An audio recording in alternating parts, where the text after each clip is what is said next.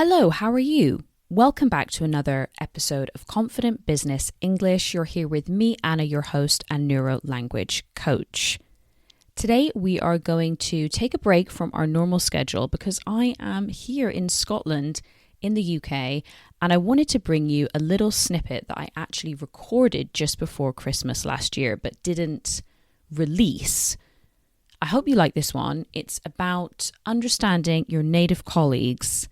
And it was just an idea that came to me one day because I was listening to native people speaking. And I thought, goodness, this word must be really hard to understand. Hope you enjoy it. Hope you find it fun. And I will be back next week for the normal schedule. Hello and welcome to another little snippet. I really want to touch on your forever pain point, which is, what on earth are my native colleagues saying? And today, what I really want to cover are some phrasal verbs that you're bound to come across in a business context. And all of them have the word pop in them. And the reason I noticed this was the other day I was like, God, I'm always saying pop. Pop into, pop over, pop to the bathroom. That's why I really want to walk you through some classic examples to help you feel more confident about what your colleague is saying next time. First of all, the key thing to understand is that pop is often used in phrasal verbs as a substitute for another more common verb like go or put. By using pop instead, what we're doing is describing the action in a bit more detail. And really, in many cases, it's about speed. Popping into the office rather than going into the office is emphasizing that it's a quick, brief visit. If I pop something into my backpack, what I'm doing is I'm emphasizing that that movement is quick. Imagine you're at the office and you're working with a colleague and they say, I'm just going to pop out and get some lunch. All it means is, I'm just going to go and get some lunch. I'm going to leave the office and I'm going to get some lunch. I'm just going to pop into the coffee shop.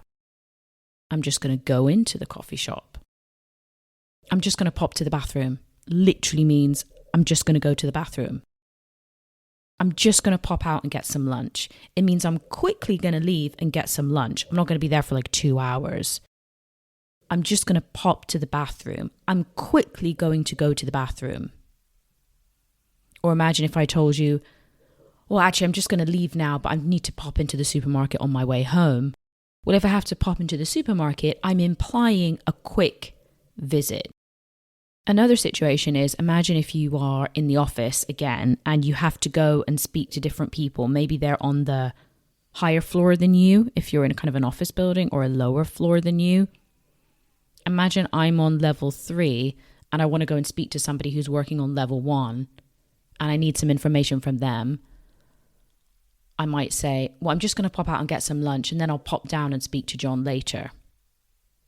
Pop down meaning I'll quickly go down and see John and get the information that I need.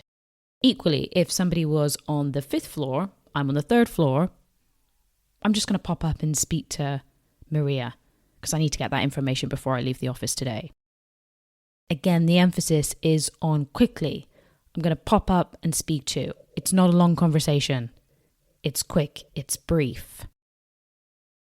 If someone talks about their weekend and maybe they say, oh, well, I had a great weekend. I popped over and saw my mum and dad, or I popped in on my mum and dad, or I popped round to see my mum and dad. Various forms of pop.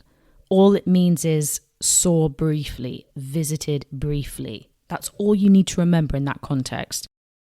The only other time you're going to come across pop might be things like nothing popped up yesterday, which is another way to say come up yesterday. Nothing's popping into my mind right now. Nothing's coming into my mind right now. So again, pop, it doesn't really have another meaning, right? It's just a verb that we use to describe another action that we already have a verb for. But I hope that demystifies it a little bit and helps you understand it a little bit more and feel comfortable that you know what it means when you hear native speakers use it. All right, great. I hope that was useful. See you in the next one.